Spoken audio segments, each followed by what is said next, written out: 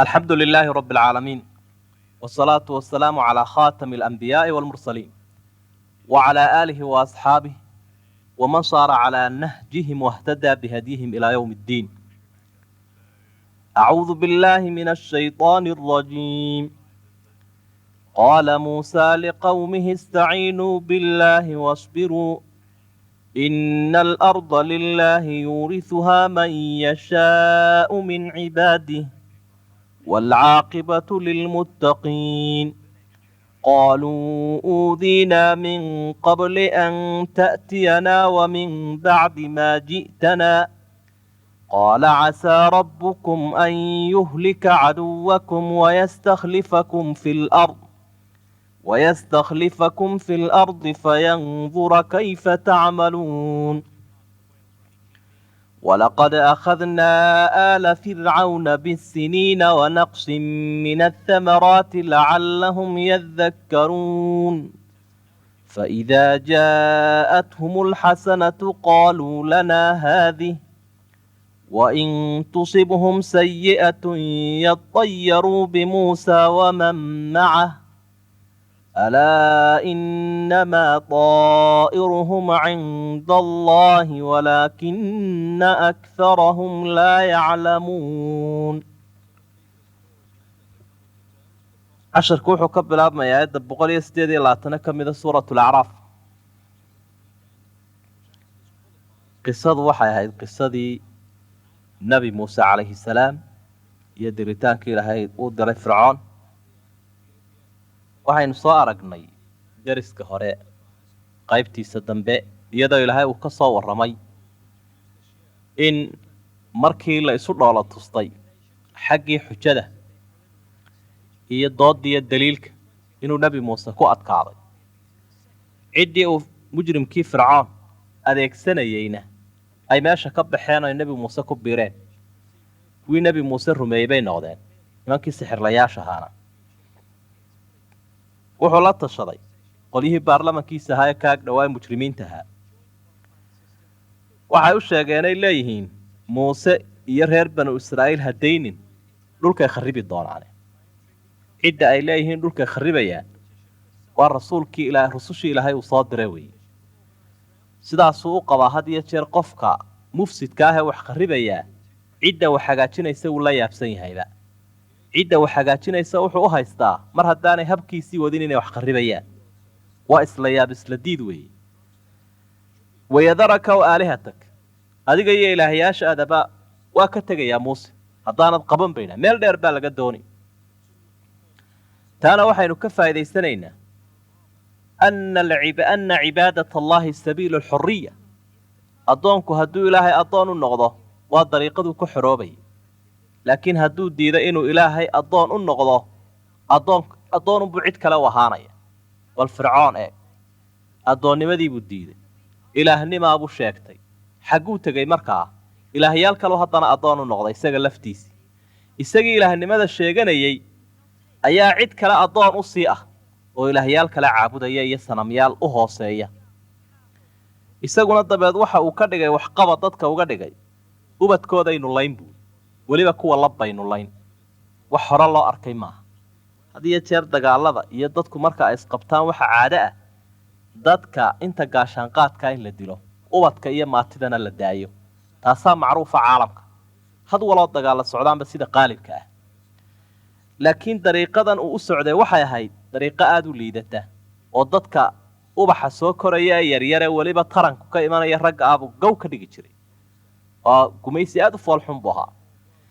iyadoo guuldarradiisa uu ka cararayay nebi muuse calayhi salaam inaanu soo bixin markii sixirlayaashiisu dee sidan fircoon ay u sheegeen.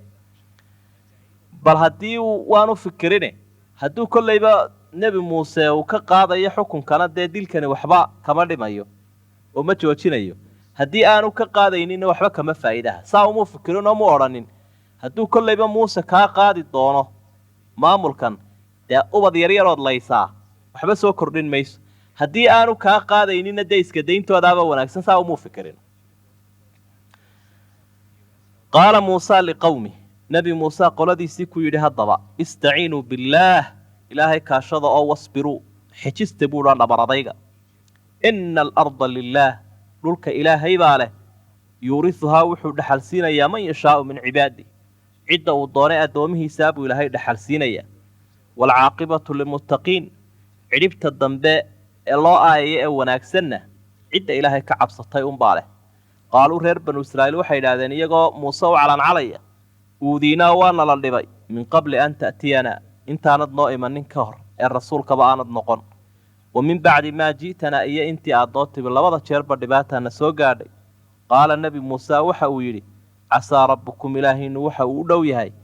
an yuhlika caduwakum cadowgiinan inuu cidhib tiro oo uu gow ka dhigu halaagu laayo faraacinada fircoon iyo colaalkiisa wayastakhlifakum fi lard idinkana dhulka wakiilow idinkaga dhigo oo dhulka uu idin dhexalsiiyo halkooda uu idin geliyo maamulkii dhulka noqotaan fayandura kayfa tacmaluun dabeetana ilaahay u eego waxaad samaysaanoo idinkana tijaabo cusub la idin geliyo taasaaba laga yaabaa inay timaado buuri waxa weeye tawjiihaat min rasuulin kariim ursila min rabbi alcaalamiin rasuul wanaagsan oo rususha fiicfiican ka mid ah ayaa halkan ummaddiisii jahaynaya ummadi waxa ay ku horu marto iyo marka xaal ku adkaada waxa la gudban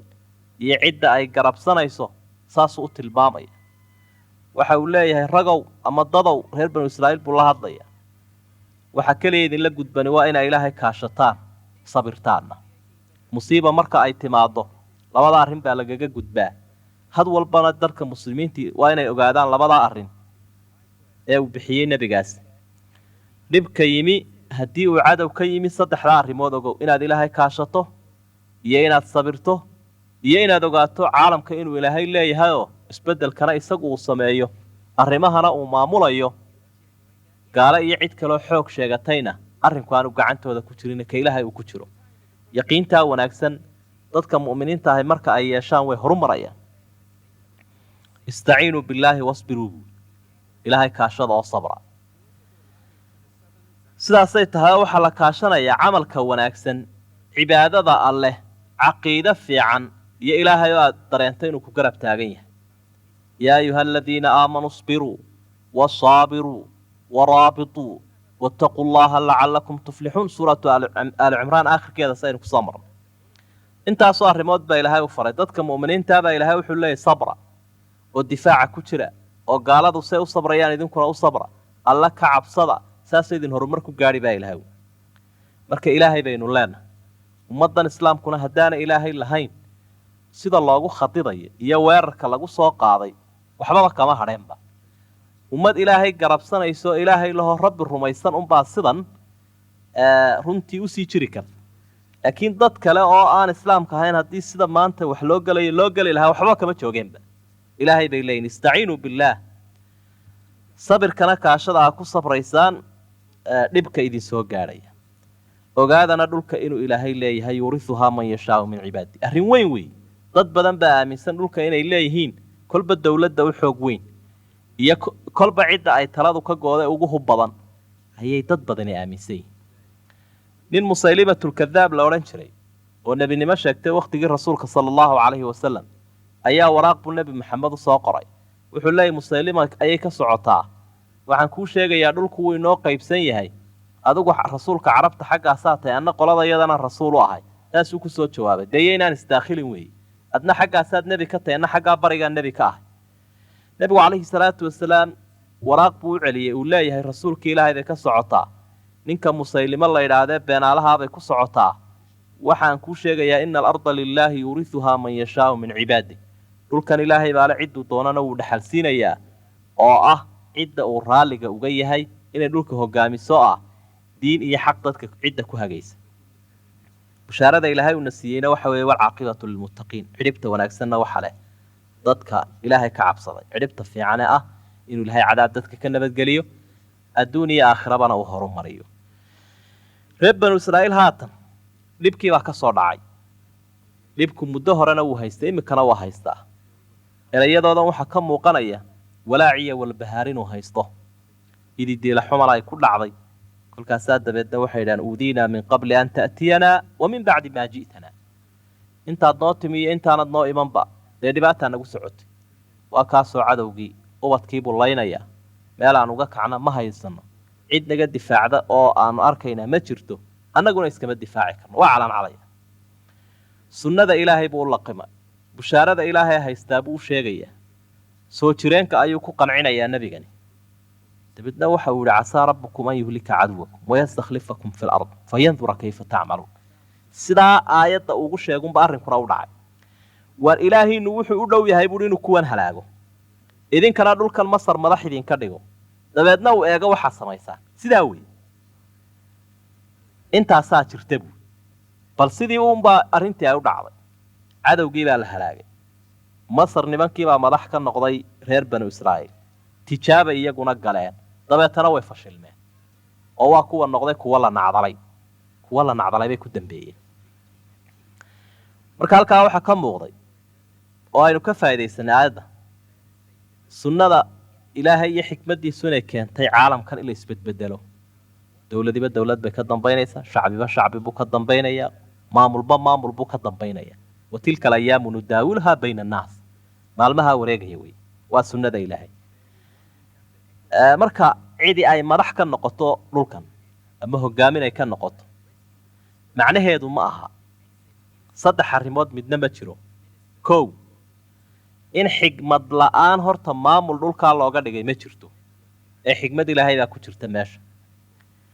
mid labaadna ma jirto oo cidda dhulkan madax looga dhigay loo awood siiye macnaheedu maaha inuu ilaahay u jecel yahay ee miduu jecel yahay iyo mid kaleba madaxnimada iyo maalka wuu soo maraa mid saddexaadna ma jirto oo qofkaa maamulka looga dhigay ama ciddaa ka talinaysa halkaa inay waaraysaana ma jirto oo wax waaritaan la idhaahdaana isaguna ma jiro kol haddii haddaba ciddaa ilaahay uu maamulka ka dhigay cidduu ugu jeceliya aanay hayn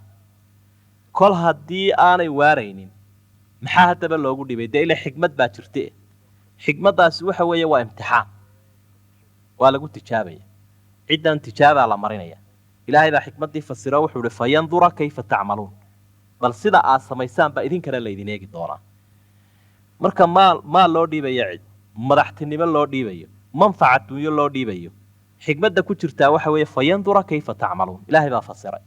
bal waxaad samaysaan baa la eegi doonaa aayaddii kale iyaduna la macnaa ilaahay baa waxau uhi wanabluukum bishari waalkhayri fitnatan wa ilaynaa turjacuun sharka dhibka idin soo gaadhaya iyo khayrkiiyo dheeftaa helaysaan labadaba waan idinku imtixaanayaabaa ilaahay wy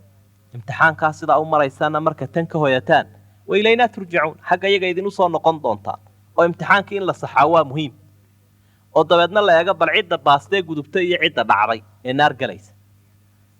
marka sidaasaa muhiima inay u fahmaan cidda mas-uuliyad haysa iyo cidda u dhiibtayba iyo cidda maal haysa iyo cidda maamulaysaaba saa in loo ogaado oo adduunyada gebigeeda aynu ku imtixaananahay in loo fahmo ayaa muhiima midiba qof cidda uu ka hayn iyo mas-uuliyad badan yahay ayaanu ka su-aal iyo xisaab badanaya markaad tusaale soo qaadato matal haddii dekadda alaab laga soo dejiyo qofka shandad sita iyo qofka markab wataa isku hawl ma aha isku xisaab iyo mas-uuliyadna ma aha ka shandad sitaa intuu markabka dib u gaadhi iska raacayaa uu dhaqaajiyey kan markabka wataana dee inta uu maraya customka iyo meelaha kala duwana wax laga qaadaya iyo intuu alaabtiisa khallisayo muddo dheeroo bilaa ay qaadanaysa aakhirana waa saas oo kale qofkii mas-uuliyad haya iyo kii maal haya iyo kii manfac dheeraada haya ka faqiirka aan waxba haynin uu ka xisaabiyo hawl badan yahay alla waxau ihi walaqad akhadnaa aala fircawna fircoon iyo qoladiisii waxaanu ku qabannay bisiniina abaaro wa naqsin min athamaraati iyo midhahoo aanu ka nuqsaaminay lacallahum yadakkaruun bal inay waantoobaan faidaa jaa-atu marka ay u timaado alxasanatu shay wanaagsani qaaluu waxay odhanayaan lanaa haadihi tan annagaa leh waa mutaysannay wain tusibhum sayi'atun hadday balaaya ku dhacdo oo dhibaata ay soo gaadho naf iyo maal yadayaruu waxay baasaysanayaan bimuusa waman macah muuse iyo cidda la socotee mu'miniinta ah halkaasaana laga raacay bay odhanayaan alaa hooyahay buu ilahay yidhi innamaa daa'iruhum balaayadoodu cinda allah rabbi agtiisa ay ahaatay haddii wax ku dhaceen ilaahay unbaa ku riday walaakina akarahum laa yaclamuun intooda badanise ma garanayaan faraacinadii ilaahay waxa uu jawaab uga dhigay inuu musiibo adduunye ku riday abaaraa ku dhacay midhihiibaa ka nuqsaamay bal inay inuu soo noqdaan laakiin may garanine marka ay musiibo wanaag helaan waxay leeyihiin annagaa leh marka ay balaaya ku dhacdana waxay eedaynayaan nebi muuse iyo muuminiinta la socota ilaahayna wuxuu ihi musiiba hadday timaadda ilaahay agtiisa ka timaadaa mase garanayaan ilaahay waxaynu baryaynaa inuu inaga nabadgeliyo masaa'ibka adduunyada iyo ka aakhiraba waxaynu weydiisanaynaa horumar adduunye iyo mid aakhiraba waxaynu halkaa hore ku soo aragnay iyadoo ilaahay uu xusay fircoon iyo qolyihii ka ag dhowaa markii ay ku gacan saydheen ilaahay rusushiisii nebi muuse iyo haaruun bal dhibkii aakhira waa u dambeeyaa dhibka adduunyada ku dhacay dhibka adduunyadana marxaladuu lahaaye mar cadaab waxaa soo maraya adduunyada oo abaaro iyo duruufo dhaqaale iyo cidhiidhi la geliyey iyo iyadoo laga kala tuuray wixii uu ku faanayay barwaaqo ahaa ilaa waxa uu lahaa alaysa lii mulku misra wa haadihi alanhaaru tajrii min taxti afalaa tubsiruun war miyaanan masar madax ka ahayn buuri maxaa u murmaysaan weeye macnaha dadka wuxuu ugu faanayaa biabhati mulki madaxtinimadiisa intaa masar buuba ku faanayaaba iyo xoogaaga yar haybadda ay leedahay sawtan webiyaal badani ay hoostayda qulqulayaan buuri miyaydaan waxba arkaynin maxaa muuse ka daba socotaanoo faramaran buu leeyahy markaasaa ilaahay waxa uhi waxaan ku qabtay bisiniina wa naqsin min athamaraat abaaro iyo midhihii oo ka nuqsaamay bal inay dadku soo noqdaan oo sideedaba musiibooyinkan adduunyadu marka ay dhacayaan waa ul dadka lagu dhufanayo bal si ay u baraarugaanoo dabeedna ay dib ugu soo noqdaan ilaahay baa yidhi dahara alfasaadu fi lbari waalbaxr bima kasabat aydi nnaas liyudiiqahum bacda aladii camiluu lacallahum yarjicuun bad iyo berriba balaayooyin baa ka muuqday dadku wixii ay geysteen ee camal xun ahaabaa sabab u ah wixii ka yimi baa ilaahay uu dhadhansiiyey dembigaasi wixii uu dhalay bal inuun inay soo noqdaan lacallahum yarjicuun inay toobad keenaan halkanna ilaahay wuxuu ihi lacallahum yadakaruun bal inay waantoobaan dadku had iyo jeer marka ay waantoobi waayaan baraarugina waayaan wixii ku dhacay meesha uu kaga yimi iyo wixii u sabab ahaana ay ka fikiri waayaan waxa dhacda inaan looga jimcinin ilaahay oo naxariistiisa ku inta badan ama ku waraabiya ama wax ku siiya un mooyaane had iyo jeer musiibooyinka istikfaarta iyo alloo loo noqdo ayaa rafciyo kor qaada astaamahoodu waxaa ka mid ahaa marka barwaaqo ay helaan xasanad waa barwaaqo annagaale bay odhan jireen balaaya markay dhacdana yadayaruu bimuusa waman macah muusiya inta la socotay baasaysan jireen ilaahayna wuxuu ihi balaaya hadday timaado allunbaa qadara ilaahay xaggiisay ka timaadaa bani aadamkuna sababa u noqdee marka halkaa waxaad ka aragtay had iyo jeer cidda khuraafaadlayaasha ah caqiidadoodu aanay fiicnayn waxay ku meeraystaan makhluuqaadkay ku meeraystaan maqaadiir alle way ka gudubsan yihiin waxay ilaahay u hambaynayaan ma jiro laakiin arrinku meesha uu yaallo meelaan ahayn bay u duwaan tadayur baa halkan ilaahay u tilmaamay inay wax baasaysanayaan tadayurkuna waa min adayro xagga shimbirta ayuu ka yimi oo had iyo jeer marka ay doonayaan inay ama wax qabsadaan ama socdaalaan ama wax soo kordhiyaan ama qofkii uu guursado ama cid uu la shuraakoobo waxuun markuu doono ayaa shimbirahan buulkooda iskaga jira ee masaakiinta halkaa geedkaa iska fuushan bay u tegayaan dabeedna way kicinayaan shimbirtii waxay marka hadday midig u duusho waxay odhanayaan assaanix hadday bidix u duushana albaarix bay leeyihin waa erayo ay ula baxeen wey hadday midig u duusho saanixani waxa uu ka dhigayn waa bashbash iyo barwaaqo hadday bidix u duushana waa balaayo iyo baas bal adigu shimbir la kiciyey dee ama midig bay u duulay ama bidix dee labadaa midun bay u badan tahay marka hadday midig u duushana muraadiyadiisii wuu dhaqaaqaya hadday bidix u duushana waa kaa iska fadhiistay cadilmay caqiide xumadu dhibkaasay leedahay laakiin qofka muuminka ah ilaahiisu ku tiirsan yahay isagu garanayaa wax walba inuu qadaro u qorsheeyo waxaad arkaysaa kolka ila waa dad khuraafaadlayaala sixirka iyo foolxumada caado ah oo shaqo ay ka dhigteen dabeedna waxa ay moodayaan wixii dhacaaba inuu yahay iyaga wax lagu sameeyey oo cidi ay ku samaysay oo sixirkii ay samayn jireen oo kaloo lasoo malluuqay bay moodayaan dabeeta faraacinadii nebi muuse la hadleenoo waqaaluu waxay yidhaahdeen mahmaa ta'tinaa bihi wixii aad noola timid oo min aayati wixii calaamadii iyo ushii aad noola timid litasxaranaa biha si aad noogu sixirto famaa naxnu laka bimu'miniin annagu kuuma rumaysnin bay idhaah shaygii aad noola timid ee aad nagu sixraysay annagu inuu mucjiso yahay ma rumaysnin kolkii ay sidaa yidhaahdeen baa ilaahay wuxuu ihi fa arsalnaa calayhim waxaanu ku sii daynay adduufaana duufaan dabayle iyo biyo iswata waljaraada baalka ayaxa laydhaa waalqummala baalkan suuska laydhaa hadhuurka iyo arabakida gala waddafaadica bahalka raha la ydhaahdo waddama iyo dhiig intaasoo dhan baa lagu sii daayey aayaatin mufasalaat mucjisooyin la cadcadeeyo layaab badan bay ahaayeen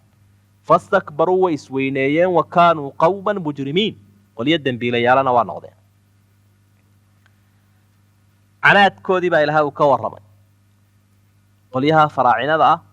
diin la-aanta haysata kibirka ugu darmay barwaaqada ilaahay dhinaca ula kaceen waxay dhahaan war muusow shaygii aad noola timid ee mucjisada aad ku sheegaysay midaad nagu sixraysay buu ahaa kuuma rumaysnin bay dhahan inuu mucjiso yahay ilaahayna uu kuu soo dhiibay maanaan aaminin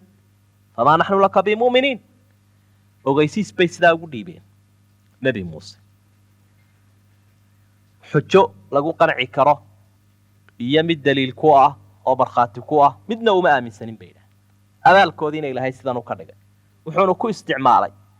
colaalkiisa qaar ka mid ah ilaahay baa yidhi wamaa yaclamu junuuda rabbika ilaa huwa ilaahay isagunbaa yaqaana colaalkiisa cadowga waxa uu ku sallidaa colaal kala duwan colaalkaasi mar mu'miniintay noqdaan mar malaa'igtay noqdaan mar dabaylahay noqdaan mar xayawaankay noqdaan intaba duufaankaasunbaa xoogaa yar lagu sii daayey dabayluu wataa roobabuu wataa dabeedna waa afgembiyayaa wixii ay dhisteen iyo wixii ay isku hagaajisteenba dee alacaasiiru almudammira fi hada alcaalam waynu aragnaa duufaanada iyo dabayluhu sida ay dee dhulka u galaan meesha ay maraan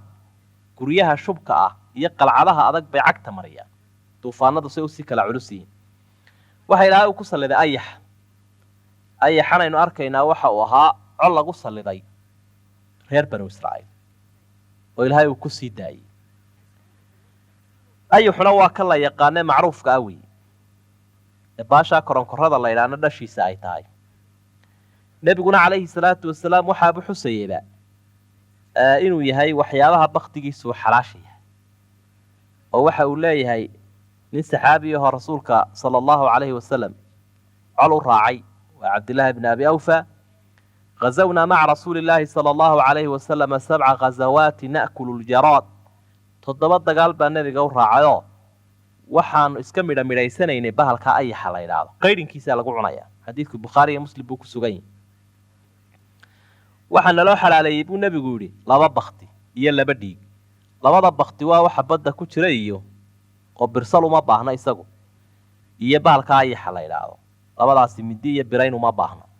labada dhiigna waa beerka iyo beeryarada iyaguna waa laba beeruun waa dhiig fadhiya wey oo si dabiici ah oo ilaahay uu fariisiyay uuna ee kan socda hadii la fariisiyo ma aha kan socda waa xaraam wey qummalkuna waa suuska oo adiga arkayo had iyo jeer midhuhu haday sidooda ku joogaan oo dhuuxoodii ay leeyihiin dheef bay yeeshaan laakiin midhihiiba haday suus yeeshaan dee wax laga cunaa ma jiro oo laga intifaacsado culimada qaarkood baa injir ku fasira baashan injirta ayuunbaa lagu rarmiyey injirta daa midhmidh baynu aragnaa inay bani aadamka dhibto bal dadkii oo dhan oo injiruun lagu saydha eeg dee runtii dhibkeeda ay leedahay dadku macaga dhigayaan way cadhoobayaan say isu xoqayaan waa cadaab wey bahalkan dafaadicu waa raha wey rahan meelaha ka jiiq leh ee Soomaalidu ay yiraahdaan markuu dhargaabo u dhaahdaa wax miyir qababa hadaad aragto iyagun baa sidaa u awilay marna wuu iska sabrayaa waa markan uu debiyalaanta ku sugan yahay markan barwaaqada uu helana tasbiix ilaahay buu wadaa ma waala siday dadku ka aaminsan yihiin raa isaga baa ilaahay col ka dhigay halku doonaha ka soo baxo siduu doonaha u galo siduu u galay siduu u dhibaateynay nasku ma sheegin laakiin waxa muuqanaysa in dib lagu saliday inuu ahaa oo col ilaahay uu ku sii daayay ahaa markaas dabeedna culimada mufassiriinta kutubtooda aad ku arkaysaa iyagoo tilmaamaya qofka ilaa intuu weelkiisii iyo soo wareeriyo gurigiisiiba inuu ilaa sankii afka ka galayay qofka farabadnaan intuu ka qabo dhiigganina damkan ilaahay uu sheegayna waa dhiig waa sharaabkii waa biyihii waa meeshii ay wixii ay intifaacsan lahaayeen wixii baa wada casaanaya ilaahay baa haya tabaaraka wa tacaala awoodda dhammayska tiran intuba aayaad mufassalaad waa had iyo jeer qur-aanku wuxuu tilmaamaa 9 aayadood in la siiyey nebi muuse oo markaa mucjisaad u ahaa 5 ka mid ah halkan isku xidhiidhsan الطوفان الجراد القمل الضفادع الدم معجزة اللحادنا وأوشي معجزة التضباطنا وقعنتي افتيميسي تسيديداتنا ونقحي بيها سيداي تسقالاتنا وبضي لوكال الدلاعي إنا صورة معجزات كي لهاي وسيبا أي هايين ربنا وحاول فاستكبروا وكانوا قوما مجرمين ويسوينيين دنبيلة يالنا وين نغدين وهي الدنبيلة هي قفك كبر بدنها had iyo jeer aayaadka ilaahay waxba kuma qaato ilaa araxda laga jabinayo oo indhihiisu cirka ay arkayaan ka hor ma soo noqdo alla wuxuu walamaa waqa'a calayhim rijs markuu cadaabkaas ku dhacay qaaluu waxay yiraahdeen yaa muusa nabi muusa udcu lana rabbak ilaahaga noo bari bima ahida cindak wixii uu agtaada dhigay wixii uu kugula ballamay ahaa inuu ducada ka aqbalo taas darteed ilaahay noogu bari aduu ka aqbalaya la in kashafta anna rijs haddaad cadaabka naga dulqaada muusa la nu'minanna laka waanu kuu rumayn doonaa waa kuu jiibinaynaa bayda wala nursilanna macaka bani israa'iil reer bani israa'iilna waanu ku raacin oo gumaysiga waanu ka dayn falammaa kashafna canhum rijza buu ilaahay yidhi kolkaanu ka dulqaadnay cadaabka ilaa ajalin muddahum baaliquuha ay gaadhayaan idaa hum yankusuuna waaba iyagoo ballantii jebiyey oo buriyey waxa ugu daran un had iyo jeer qofka aan iimaan lahayn sidaad uga baxdaa cidhiidhiga mar alla marka cidhiidhigaa uu makhraj ka helo uu ka baxo mahadnaq ma jiro ilaahayna addoonka waxa uu ku leeyahay icrif illaaha fi rakhaa yacrifka fi shidda ilaahay garo oo ku mahadnaqo ogow wakhtigaad ladan tahay isna wuu ku galan oo wuu kuu gargaari wakhtigaad baahan tahay markii balaayadaasi ay ku dhacday cadaabkaa noocyada kula duwana waxay yidhaahdeen muuse wadaa ducada laga aqbalaya ilaahay bari hadduu naga dulqaado waanu ku rumaynay reer banu israa'iilna waanu sii dayn ilaahay xaqiisa waanu siin ummadda xaqeedana waanu siin ilaa intuu kala hadlayay rasuulku intaasuu ahaaya waxaynu ku soo aragnay aayaadka hore iyadoo ilaahay uu ka soo warramay nimankii faraacinada ahaa inuu ku salliday waxyaabo kala duwan oo dhibaatooyinka adduunyada ah iyadoo marba lagu baraarujinayay oo gaalnimada ay samaynayaan beeninta ay rususha ilaahay beeninayaan kibirka intaasaa kolba lagaga jafayay waxaana lagu baraarujinayay inaanay iyagu ilaahyaal ahayn inaanay iyagu gacanta waxba ku hayn in arrimahoo dhan ilaahay uu iska leeyahay intaasoo dhanba waxay u ahayd mid caddaynaysa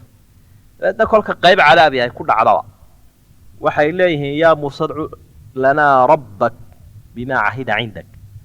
nebi muuse ilaahay aduu ducadaada aqbalayaae bal rabbi noo bari wuu u baryaa waa laga dulqaadaa waa la tijaabiyaa macnaha waxay kolba leeyihiin haddii ilaahay naga dulqaado oo ducadaada la aqbalo alla waanu rumayn dabeedna ballantaa way ka baxaan idaa hum yankusuun baa ilaahay kolkii ay dabeedna sidaa ku wadeen aakhirkii adhaxjabkii u weynaa iyo ayaan darradii halaaggii caamkaabaa ku habsaday sidaan ilaahayba aayadka uu ku xusayo marka haddii dadku ilaahay ay isku dayaan inay khiyaameeyaan oo ay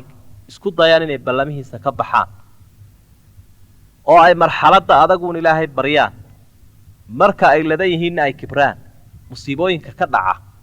waa kaa taariikhdaa uu qur-aanku ina baraya wey ilaahay waxa uhi fantaqamnaa minhum waanu ka aargudanno waa halaagnay fircoon iyo colaalkiisii fa aqraqnaahum filyam baddii baanu ku haafinay sababtana ilaahay wuu tilmaamay biannahum iyagu kadabuu biaayaatina aayadaha iyagii bay beeniyeen wa kaanuu canhaa haafiliin waanay u dhagooleeyeen aayaadkiiyo way iska dhaga tireen wa awrahna alqawma qoladii baanu dhaxal siinay aladiina kaanuu qoladaasoo ahaa yustadcafuuna kuwa lagu harawsado lagu tamardaraysto mashaariqa alardi wa maqaaribaha dhulka masar barigiisa iyo galbeedkiisaba kuwii lagu harawsanayay ayaanu dhulkii dhaxal siinay allatii dhulkaasoo baaraknaa fiiha aanu barakaynay dhulkaa aanu barakaynay dadkii lagu dhibayabaabaa u hadhayba wa tamad kelimatu rabbik ilaahaaga kelmaddiisii way dhammaystirantay alxusnaa ee wanaagsanay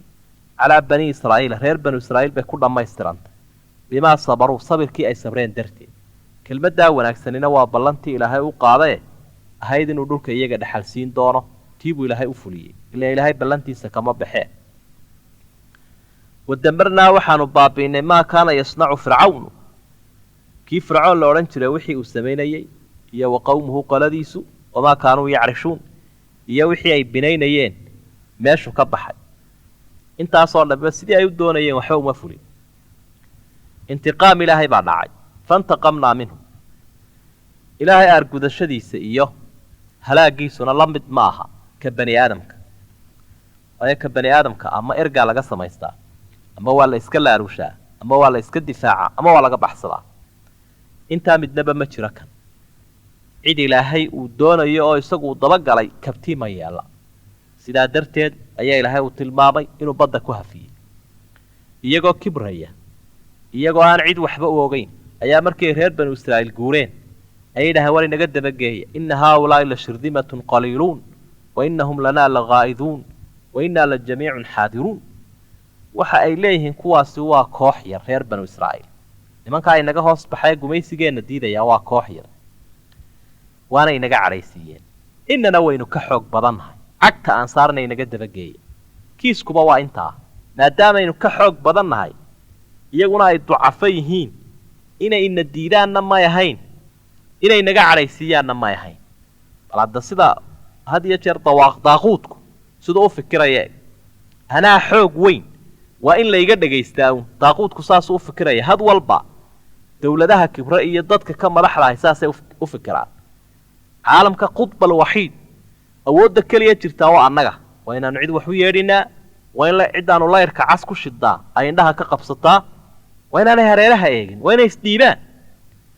wasaynu ku arkayna maanta caalamka kibirka ka soconaya ee mujrimiinta iyo gaaladu ay wadaan wey fircoon sidaasuu yidhi dabeedna markaasuu cagta u saaray reer banu israa'iil in yar buu u jiraa markii uu in yar u sii jiro ee baddiina hortooda ay soo xidhay ayay dib u eegeen reer banu israa'iil qaala asxaabu muusaa innaa la mudrakuun waxay yidhaahdeen nebi muuse colkiisii muuse waa layna hayaa waa kan fircoon wuu inagu daba jiraa dabeedna isaguna kalsooni ilaahay uu siiyey ayuu ku qabaa rabbigiisa waxau idhi kallaa lagama yaabo fircoon maanta inuu ina qabto inna maciya rabbii sayahdiin ilaahaygaa i weheliya isagaana i hagaya in ilaahay uu hagayaana ma halaagsamo cadowgiina wuu soo muuqdaa baddiina waa hortiisa bariishna lama hayo wakhtigu sidaa leeyahay qac dabeetana baddii baa kala dilaacday fa kaana kullu firqin ka dawdi alcadiim labadii biyayow baa kala joogsadoo sida buurahoo kale noqday bannaankii u dhexeeyey iska tallaacbeen fircoon isagu wuu ka dhacsan yahay waa daciifkaa iska liita ilaahay awooddiisa iyo wax isbeddelkana kumuu talagelin halkay aayar mareenuun dee way bannaan tahay adna mar ayuunbuu ka fikiray oo soo qaba nimankaa laakiin biyahan maxaa joojiyey baddu sawtan caadigeedii aan ahayn muu odhanina daf budha wuu ruubtay dabeedna biyihii baa ilaahay wuu isku soo daayey isagaa kala joojiye uu isku soo daayey miyaa la arkayba meeluu maray dabeedna sidaa ilaahayba uu yidhi fa aqraqnaahum filyam sababtana ilaahay wuu xusoo waxa uu idhi aayaadkaygiina way beeniyeen aan rususha u soo dhiibay waana iska dhega tireen haafiliin bay noqdeen kuwa aan inaba u jeedinba waxyiga ilaah halkaa nasku waxa uu ku tilmaamay oo ilaahay uu noogu xusu inoogu caddeeyey ummad waxa halaaga ka saara ilaahayna uu raalli kaga noqdaa ilaahayna ku xidha aayaadkiisa mar walba qur-aanku saas ugu soo celcelinaya aayaadka ilaahay waxa lagula xidhiidha ee ugu wanaagsani waa waxa xaggiisa ka yimi oo qur-aankana iyo manhajkiisaa samaawiga ah kaasuu dadka u dhiibay kaasuu u dhigay isagaa ka xil qaaday wixii ay qorqori lahaayeen ay xeerar ka dhigan lahaayeen kaasunbay tahay inay rumeeyaan oo ay bartaan oo ay raacaan oo ay ku raalli noqdaan isbeddelka ilaahay u dhigay waa kan wa awrathna alqawma aladiina kaanuu yustadcafuun qolyihii la tamardarraysanayay baanu dhaxalsiinay halkee la dhaxalsiiyey mashaariqa alardi wa magaaribaha allatii baaraknaa fiiha bariga dhulka iyo galbeedka dhulka aanu barakaynay buu ilahay barigiisa iyo galbeedkiisa waa ereyadaa shaam iyo masar intaasoo dhan oo barakaysanoo barwaaqo badan iyo beera leh barigeeda iyo galbeedkeeda intuu fircoon ku faanayu ka talinayay ee uu lahaa alaysa lii mulku misr wa haadihi alanhaaru tajri min taxti sawtan masar aan madaxda ka ahay sawtan webiyaasheedu ay hays qulqulayaan tiibaa meesha ka baxda oo dadkii kale gacantooda loo geliyey reer banu israa'iilkii lagu gumaysanayaa maanta madax ka ah kelmaddan ilaahay uu xusuu yihi watamad kelimatu rabbika alxusna calaa bani israa'iil kelmaddii ilaahay wanaagga badnaydna reer banu israa'iil way ku dhammaystirantay sidii loogu ballanqaaday bay u heleen waa ballanqaadkii ilaahay ilaahay baa waxa uu yihi wanuriidu an namunna cala aladiina istudcifuu fi lard wanajcalahum a'ima wanajcalahum alwaarihiin aayaddaasaa ballanqaadka fasirtay waxaan doonayaabaa ilaahay wuli inaan gallad siiyo kuwii la addoonsaday madax ka dhigo kuwa dhaxlo ka dhigo saasaa ilaahay u xusay waxa ay dhaxleenna aayad kale ilaahay uu ku sheego waxau ihi kam tarakuu min jannaatin wa cuyuun wa zuruucin wa maqaamin kariim wa nacmatin kaanuu fiiha faakihiin kadalika wa awrathnaaha qawman aakhariin maxay ka tegeen baa ilaahay u ihi beero iyo biyo iyo bangalooyin intaasoo isku hawrtay waa jannaat waa beerihii cuyuun waa biyihii zuruuc waa barwaaqadii raashinka maqaamin kariim waa bangalooyinkii iyo guryihii qaaliga ahaa wa nacmatin kaanuu fiiha faakihiin iyo barwaaqo ay ku raaxaysanayeen waxaasoo dhan baa laga dhaxlo ilaahay xilwareejinuu kaga sameeyey ilaahay baa xilwareejinta sameeya ilaahay baa qaarna ka xilwareejinaya oo ka salabaynaya waxay hayeen qaarna dibudejin buu ku samaynaya dadkii saasuu ilaahay u kala saaray dadka muslimiintii caqiidadaa iyo aaminaaddaa kolka ay yeeshaan runtii warwarkuna wuu ka ba'ayaa iyo walaacu quustuna way ka ba'aysaa iyo yididiila xumadu oo hadduu dadka shisheeyaha ama gaalada islaamka u bu'ayaa hadday awood badan leeyihiin hadday dhaqaalo badan leeyihiin hadday dhismo badan leeyihiin hadda ogooo iyagana gacanta ilaahay baa ku haya intaaba si dhib yar buu u kala tuuri karaa intaaba shirqoolka lagu soo maleegay ilaahay waa baabi'in karaa sidaynu wax badan arkayno wadamarnaa maa kaana yasnacu fircawnu wa qawmuhu wamaa kaanuu yacrishuun waxaan halaagay baa ilahay uhi fircoon wixii uu samaynayay iyo qoladiisii ag taagnaa qibdiyiintaha iyo wixii ay dhisayeen intaba waan halaagay baa ilahay uhi tabaaraka wa tacaala tadmiir baa ilahay uu ku sameeyey maamul buu dhisay awood buu dhisay waxbuu isku hagaajistay wixiiba way kala lumeen ilaahay baa haddaba reer banu israa'iil siduu u nabadgeliyey iyo bal hadda jawaabtoodii waxay noqotayba aayaadkan soo socda ilaahay uu ku xusaya mar haddii faraacinadii halka ay ka baxeen qisada qaybteedii hore way dhammaatay qaybta hore waxay ahayd nebi muuse oo loo diray fircoon iyo dabcan dee nebi muuse walaalkii haaruun oo wada socda ayaa fircoon loo diray dagaal adag bay soo mareen dagaalkaa gebagabadiisii waxay noqotay cadowgii ilaahayna inuu meesha ka baxo weligii ilaahayna inuu soo hadho oo nebi muuse iyo intii mu'miniintii uu matalaya macrikadii iyo dagaalkii saasuu ku dhammaaday marba meel buu soo marayay mar dood buu soo marayay mar munaawaraad xagga xujadaa buu soo qaatay marna in la isgacan saaro ayuu soo gaadhay laakiin saasaa gebagabadiisii noqotay kii ilaahnimada sheeganayay ee awoodda ku faanayay halkaasay ugu dhammaatay xilkii waxa uu arrinkii u noqday siduu ka warramayay nebi muuse casaa rabbukum an yuhlika caduwakum wayastakhlifakum fi lardi fayandura kayfa tacmaluun arrinkii sidii buu noqday cadowgii baa la halaagay reer banu israa'iil baa madax noqday tijaabadii bay galeen kolka bal iyagana eeg haddaba xaalkoodii siduu noqday reer banu israa'iil ilaahay baa yidhi wajaawaznaa waxaanu gudbinnay bibani israa'iila albaxr qoladii reer banu israa'iil albaxra baddaanu dhaafinay baddii eeryadaa ka dhoweyn ee hortooda timi fa atow waxay u yimaadeen calaa qawmin qolo yackufuuna dul yuurura calaa asnaamin lahum sanamyo ay leeyihiin qolo dul fadhiday u yimaadeen qaaluu waxay idhaaheen yaa muusa ijcal lanaa ilaahan nebi muuse oo annagana ilaah noo samee kamaa lahum aaliha sida qoladan meesha sanamyaasha dul fadhidaaba ay sanamya u leeyihiin dee annaguna haddaanu reer banu israa'iilna ilaahyaal baanu u baahanay bal sanamyaal noo qorqoroo noo samee qaala nebi muuse yidhi innakum qawmun tajhaluun qolyo waxaa tihiin jaahiliina oo ka dhacsan xaqa ilaahay uu leeyahay iyo abaalkii ilaahayba ka dhacsan baa tihiin inna haaulaa'i qoladana arkaysaan mutabbarun waa la halaagayaa maa hum fiihi waxa ay ku dhex jiraan waa wax baabi'i doona wa baatilun wuu burayaa maa kaanuu yacmaluuna camalkay samaynayaana wuu burayaa camalkooda cibaadadooda waxay caabudayaan intoo dhammiba waa waxaan jirayn waa waxaan saliya raad lahayn waa waxaan iyaga waxba u tarayn waa waxaan siday moodayaan ahayn ma kuwaasaa ku dayateen sidaasuu yidhi ilaahay wuxuu yidhi reer banu israa'iil baddii baan tallaabiyey macnaheedu waxa weeye cadowgiina wuu halaagsamay iyagiina way nabad galeen cid laga baqaa ma jiro cadowgay ka baqayeene ka warwarayeene gumaadaya wuu dhammaaday dhulkii iyagu ku wareegay ilaahay baa dhaxal siiyey halkaa marka ay taaganta alxamdu lilaahi idunna badiyaan bay ahayd ilaahayna adeecaan rasuulkana cagta u saaraanay raacaan bay ahayd laakiin waxay ka fadkudiyeen meelaan loo fadhiinba waxay idhahan muuse waxaanu aragnaa qolyo halkan ahoo sanamyaal dul yuurura dee qudhayaduna sanam baanu u baahanay noo samee bal hadda arrintaa eeg waxaa culimada mufasiriinta ay leeyihiin waxaa halkan ka muuqanaya raadka gumaysiguu leeyahay hadduu cid la gumaysto gumaysigaasi ma soo gaadho oo keliya dadka jidhkooda iyo maalkooda iyo dhulkooda laakiin wuxuu saamayn ku yeeshaa fikirkooda iyo fidradooda ama abuurkooda iyo maskaxdooda intaba raad buu ku yeeshaa dadkana wuu nacnacaa oo waxay noqdaan dad sillan oo sagagana ayay noqdaan had iyo jeer dadka marka la gumaysto dulligana way la qabsadaan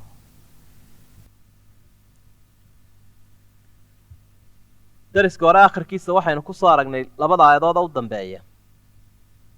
iyadoo ay qisada qaybteedii dambe ka bilaabmaysay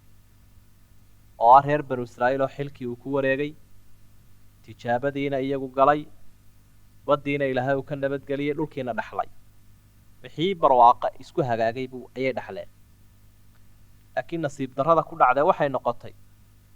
markiiba codsi gaalnimo ay codsadeen ayay bilaabeen taasina waa ayaan darro weyn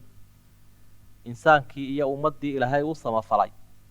ee dhibaatada uu ka nabadgeliyey dheef badanna uu siiyey inay durba isagii ka soo hor jeedsadaan oo kuwii hore ay ku halaagsameen ay ka miisaan waxaa qisada aynu ka faa'idaysanaynaa taariikhda reer banu israa'iil inay mar walba madowdahay in mar walba canaadka iyo meeraysiga iyo madaxadaygu uu asal u yahay soo jireen buu ahaa iyagan jooga iyo aabbayaashoodii horeba qolyay soo mareen yackufuuna calaa asnaamin lahum sanamyaal iyaga ay samaysteen dul fadhiyo markaasay ilaah ilaah noo samay sida kuwaniba ilaah u leeyihiin waa jaahiliin baa tiin buuri waa run wey dadka aan dib u eegin taariikhdoodii iyo badbaadadu ilaahay siiyey iyo maanta halka ay marayaan iyo gumaysiguu ka nabadgeliyey een ilaahayba xaqiisii siinaynin hadduu yahay keligii oo la caabuda iyo hadday tahay mahadnaqiiba waa jaahil wey cidda waajibka lagu leeyahay aan garanayn een gudanayn waa jaahil waxa dabeedna uu tilmaamay inna haaulaa'i mutabbarun maa hum fiihi wa baatilun maa kaanuu yacmaluun waxa halaagsamaya waxay ku jiraan waxa halaagsamaya camalkooda camal aan caqiide lahayn cibaado aan wanaagsanayn oo rabbi la caabudayn intuba wuu baaba'aya nebi maxamed calayhi salaatu wasalaam sanadii sideedaad markii uu xoreeyey maka wuxuu u duulay dhinaca daa'if oo markaa niman isku urursadeen dagaalkaa dabeetana xunayn la yidhaahdo ayuu galay dhexda marka uu sii socdo ayay asxaabtu codsi u qadimeen oo waxay yidhaahdeen ijcal lanaa haadihi daata anwaad kamaa lilkufaari daatu anwaad geedaannu ku yaro soofayno seefaha oo aanu yaro barakaysanno noo samee sida ay nimankan gaalada aba aanu u arkayno meesha daatu anwaad la yidhaha ama geedkaa iyaguba waa kuwan wax ugu soofaysanaya ee seefahooda halkaa yaro barakaysanaya annaguna bal meel aanu intaanaan dagaalka gelin seefaha kusii yar hagaajisanno noo samee waxbaa lagu dhoobayaa waa geed seefta la marinayo si uun lagu odhanayo geedkaana gaaladu intay seefaha yar mariyaan oo yar barakaystaan bay ag fadhiisan jireen rasuulku sala allahu calayhi wasalam intuu yaabay baa waxau ihi allahu akbar haadaa kamaa qaalat banuu israa'iila limuusa ijcal lanaa ilaahan kamaa lahum aaliha innakum tarkabuuna sanana man qablakum bal ilaahay baa weyn buuri ilaahay baa weyn waa la yaab ma maantaad tidhaahdeen sidii reer banu israa'iil ay yidhaahdeen hadalkaasi ilaah noo samee bay yidhaahdeen sida kuwani ba ilaah u leeyihin ma maantaad tidhaahdeen gaaladu waxay sameeyeen oo kale annagana nasii marka nebigu wuu deedifeeyey calayhi salaatu wasalaam si adagna wuu u diiday arrintaa macnaheedu dhaqan kaafir inaan lagu dayanin ayaa uu tilmaamaya rasuulku diin iyo xaqna inay dadka muslimiinta iyagu tusaale ku yihiin maaha dad daba socda maaha cid ku dayanaya cid kale kuma dayanayn dadka muslimiinta iyaga in lagu daydeed iyagu dadka inay dawadiibay sidaaneen u horseedaan xaqa weeye marka rasuulku sala allahu calayhi wasalam isagaa shaaricaho sharciga u dejinaya haddii cid lagu dayanayo nebi maxamed baa lagu dayanayaa diintu keenay baa la raacaya siduu u raacayana waa lagaga dayanaya marka taasi waxa ay tusinaysaa runtii oo laga faa'iidaya qisada oo nebigu calayhi salaatu wasalaam cashar uu dadka u dhigaya ah in dadka muslimiinta ay yeeshaan istiqlaaliya diintooda caqiidadooda akhlaaqdooda cibaadadooda intaba mustaqil bay u yihiin arrimaha adduunyada wixii ay gaaladu dheer yihiin dadka muslimiinta ah ee markaa horumarahee farsamo adduunye ay soo kordhiyaan taa iyada waa laga qaadanaya laakiin hadday akhlaaq tahay hadday qaanuun iyo sharci tahay hadday tahay caqiido cibaado intaba dadka muslimiinta iyaga horseedku ah waana lagaga dayanaya qaala markaa nebi muuse waxa uu yidhi agayra allaahi abqiikum ilaah ma cidaan ilaahay ahayn baan ilaah idinka dayaa wa huwa fadalakum cala alcaalamiin caalamiintoo dhanna isagaa idinka dheeraad siiyey waida anjaynaakum bal xus wadkuruu xusa baa ilahay ui reer banu israa'iil buu ilaahay la hadlaya id anjaynaakum min aali fircawn fircoon aalkiisii ayaanu idinka nabadgelinay baa ilahay ui yasuumuunakum suu'a alcadaab waxay idin dhadhansiinayaan cadaabkiisa u adag yuqatiluuna abnaa'akum inamadiinay laynayeenay gawda ka saarayeen kurta ka wada jarayeen wayastaxyuuna nisaa'akum dumarkiinana way daynayeen wa fii daalikum kiinaa waxaa ku sugan balaaun balaayo min rabbikum ilaahayna xaggiisa ka timi cadiimun weyn nebi muuse iyagii buu la hadlaya aad buu u diidan yahay nin anagoo xaqa ku adadagna u ahaa siduu qur-aanku marar badan sawiray ee tilmaamay ma cid aan ilaahay ahayn baan ilaah idinka dhigaa buuhi maanta waa istifhaamin kaariya aad buu u diidan yahay ilaahay halkuu idinka soo saaray halkuu idin keenay maanta cadowgiinnii siduu u galay miyaydaan dib u eegayn buu leeyahy taariikhda canaan buu dusha uga tuuraya ficlan waana yeesheen canaanta ah ilaaha idin nabadgeliyey ee dhib idinka joojiyey ee dheef idin siiyey sow isaga ma ah ilaahnimada sow isagu xaquma leh sow taa ma ogidin caalamkao dhanna dheeraad buu idinka siiyey caalamkii wakhtigaa joogayna waxaa noqoteen kuwa ugu mudanba daruuraa la idiin hadheeyey raashidaydaan kuukinkiisa iyo karintiisa toona idinku qaabilin oo iska bisil baa ilaahay idiin keenay dhagaxaantiibuu biyo idinka soo daayey wax badan oo barwaaqo ah oo ilaahay uu ku fadilay buu siiyey bal iyadoo haddaba qur-aanku uu tilmaamay reer banu israa'iil in caalamiintii wakhtigaa dadkii joogay laga dheeraad siiyey maxay ku dambeeyeen waxay ku dambeeyeen inay noqdeen kuwo la nacdalay oo cadho ilaahay oo labanlaabanay ay dusha uga dhacday oo marka lasoo qaadayo la odhanayo alyahuud calayhim lacaa'inullah yuhuudda allaha nacdalee baa la odhanaya culimaduna waxay ku fasireen hayri almaqduubi calayhim waladaaliina markay fasirayeen almaqduubi calayhim kuwa loo cadhooday waa yuhuudda bay maarag sida aharna uu ku soo aroorayo ilaahayna wuxuu uhi lucina aladiina kafaruu min bani israa'iila calaa lisaani daawuuda wa ciisa bni maryam dalika bimaa casaw wa kaanuu yactaduun ilaahay baa waxau ihi kuwii reer banu israa'iil waana nacdalay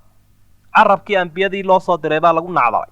xadgudubka iyo kibirka ay sameeyeen darteed ayaa lagu nacdalay waxaynu uga jeednaa ummadi waxa ay fadli iyo dheeraad ku yeelataa ummadahana kaga kor noqon kartaa adduun iyo aakhirabana ku liibaani kartaa ilaahay abuuray addoommo noqdaan isagana iska dhisaan diintiisana ku daba faylaanay raacaan iyo rusushiisa taasay ku horumari karaan taa hadday diidaanna qoladay doonayaan ha ahaadeen jinsiyadday doonayaan ha yeesheen hadday doonayaan ha joogeene horumar male halaagunbaa u dambeeya marka ummaddan islaamku waxay cisi iyo sharaf ku leedahay diinteeda iyo raacidda rasuulkeeda iyo ilaahay ay ka baqayso mar kasta oo taa ay ka horumaraanna midnimadooda iyo awooddooda iyo cisigooduba kor buu kacaa cumar ibnu khadaab radia allaahu canhu saxaabigaa jaliilka ee madaxdii muslimiinta kii labaad ahaa ayaa waxa uu lahaa نحن قوم أعزنا الله بالإسلام فمتى ابتغينا العزة من غيره أذلنا الله أو متى ابتغينا العزة من غير الإسلام أذلنا الله أو كما قال عمر وحن نيداد مسلمين أنا وحن نيداد إلهي وكو عسيه كرغو قادة إسلامك حدانو كرهادين شرفت إيا أود ميلان إسلامك أهين إلهي بأونا دولية تاريخ الأصحابتو أي لقب ستي آمنين بأتاسا إلا إننا اللي نقد دونين ونكقد داينو reer banu israa'iil baa marka uu la hadlayaa rabbi waa kuwii waqtigii nabi maxamed joogay calayhi salaatu wasalaam sawtaan idin nabadgeliyey baa ilaha wuli fircoon iyo cadaabkiisii aan idinka nabadgeliyey oo leynaya inamadiinna wa fii daalikum balaa'un min rabbikum cadiim balaayo weyn baa idinku sugnay taa balaayadaa weyne ilaahay waalidkiinnii ka nabadgeliyey maxaa ugu mahadnaqi weydeen taariikhdii baa ilaahay haddana mid ka mid a u xusay iyada oo siyaabaha ilaahay ugu nicmeeyey reer banu israa'iil ay ahayd inuu sharci u soo dejiyey nebigii nebi muusena waxa ilaahay u sameeyey munaajaad kulan gaara iyo casuumad gaara baa ilaahay ugu sameeyey meesha duurusiina laydhaa iyada oo loo waxyoonayo iyada oo loo soo dhiibayo nidaamkii ummaddan soo badbaaday inta badanna gumaysigu uu soo haystay wixii ay ku xoroobi lahaayeen iyo wixii ay raaci lahaayeen hagaajin lahaa adduunkoodii iyo aakhiradoodaba iyadoo loogu soo dhiibayo nidaamkii iyo waxyigii ayaa ilaahay uu kula ballamay duurusiina nebi muuse taasaa ilaahay wuxuu soo rabbi waxa uu yidhi wawaacadnaa muusa nebi muuseaanu la ballanay 30 leylatan 30 habeen markay dhammaadaan wa atmamnahaa b10 toban baanu ku dhammaystirnay fatama miiqaatu rabbi waa dhammaystirmay ballankuu ilaahay la qaatay 40 leylatan 40 habeen buu ku dhammaystirmay 40 habeen kadib waa inuu duurusiina yimaado usoo anbabaxaya dardaaran buu bixiyo waqaala muusa liakhiihi haaruuna nebi muuse wuxuu yidhi liakhiihi walaalkii wuxuu ku yidhi haaruuna ahaa ukhlufnii fii qawmi qoladayda wakiil iga noqo kusima iga noqo buu ihi muusow haaruunow haddaan muuse ahay waanan babaxaya ilaahay baan duurusina kula kulmayaae wakiil iga sii noqo wa aslix wanaaji arrinkooda walaa tattabic sabiila almufsidiin kuwa dhulbi'iska ana iska ilaali jidka ay jeexaan ha marine 30 habeen baa ballantu ay ahayd 10 waa loogu daray 40 kadib duurusiina kaalayda ilaahay si lagugu waxyoodo kitaab lagu siiyo dabeed isaguna wuxuu samaystay kusime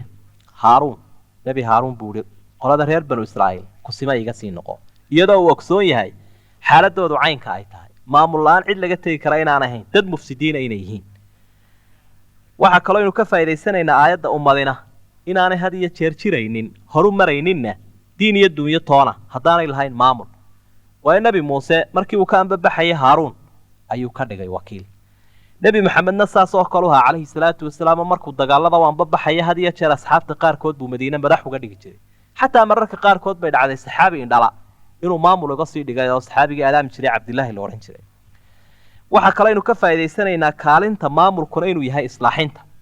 diinta iyo dadka iyo dalka inuu hagaajiyo maamulku oo uu horu mariyo kaalintiisu waa taa taasaanu muuse walaalkii u dardaarmo waxa uu yidhi aslix wanaaji ummadda arrinkooda waxa saddexaad oo maamulka kaalintiisu ay tahay ciddii wax fasahaadinaysa ee diin iyo dal iyo dadtoona aan dan u haynin inaan waxba laga dhagaysan waa dardaaranku siiyey muuse haaruun oo waxa uu yidhi walaa tattabic sabiila almufsidiin warqaar dhulbi'isa baa jire waan kaaga digayaaye kuwaa iska ilaali sidaasaanay ahaydoo dee waxaa ka soo dhex baxay muuse saamiri kii la odhan jiray kii baa ilaah u sameeyey reer banu israa'iil iyagoo ilaahay dul yuurura buu ka soo noqday duurusiina isagoo kitaabkiisina waa kaafiya kala dheeri weeye runtii xaqaa'iquu ogsoon yahay ummadi waxay ku horu maraysaa buu ogsoon yahay taasi walaalkii u dardaarmay qisadana nuxurkaa weyn baynu ka qaadanaynaa waayo waa taariikh laga kasbanayo waano iyo casharo iyo runtii wax dadka muslimiinta ahay mar walba ay ku horu mari karaan waayo qur-aanku wuu nool yahay had walba wuu inala hadlayaa dadku saxayaa dawladdu saxayaa cid walba ilaahay waxaynu ka baryaynaa inuu inaga dhigo kuwa kitaabkooda ka faa'iidaysta wuxuu ku hagayana aqbala ee guddoonta ee aamina aamiin darisku halkaa inoogu joogo wassalaamu calaykum waraxmatullaahi wabarakaatuh